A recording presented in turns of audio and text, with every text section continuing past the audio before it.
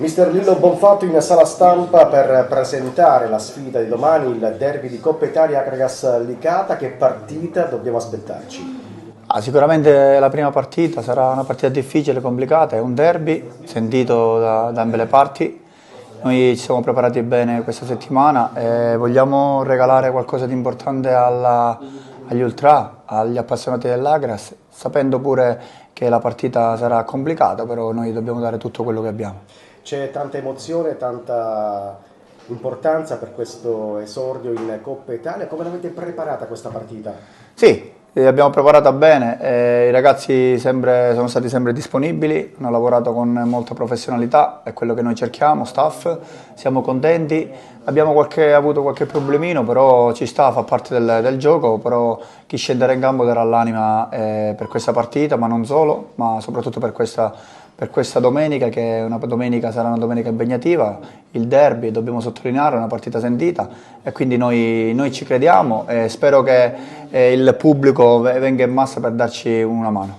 Fisicamente e mentalmente come arrivate a questo derby di Coppa Italia? Ma arriviamo bene, ripeto, è la prima partita, quindi ancora ci sono i carichi di lavoro, però i ragazzi stanno smaltendo.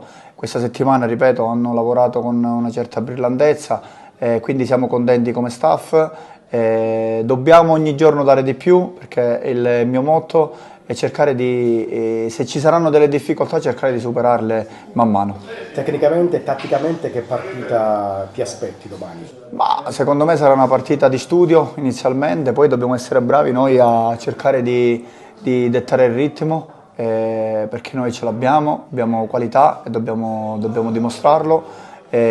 Quindi sarà una partita bloccata, però dobbiamo essere bravi noi a gestirla mentalmente soprattutto. Ci sarà caldo, ma ci sarà caldo anche per loro e quindi non sarà una scusante. Però secondo me noi avremo una marcia in più perché sono convinto che il pubblico ci aiuterà. Cosa potrebbe fare la differenza tra Akragas e Licata? La voglia, il fattore casa, la voglia che abbiamo, che ho visto negli occhi dei ragazzi, di dimostrare qualcosa sin da subito e quindi questo può fare la differenza. Quanto sei emozionato? No, vabbè, no, è sempre un'emozione, intanto perché indossare questa maglia per me è un onore. Questa maglia è stata rappresentata da tantissimi bravissimi allenatori, quindi per me è un orgoglio, quindi l'emozione c'è, però è un'emozione di forza, un'emozione che non vedo l'ora di iniziare, ma soprattutto non vedo l'ora di vedere all'opera questi ragazzi.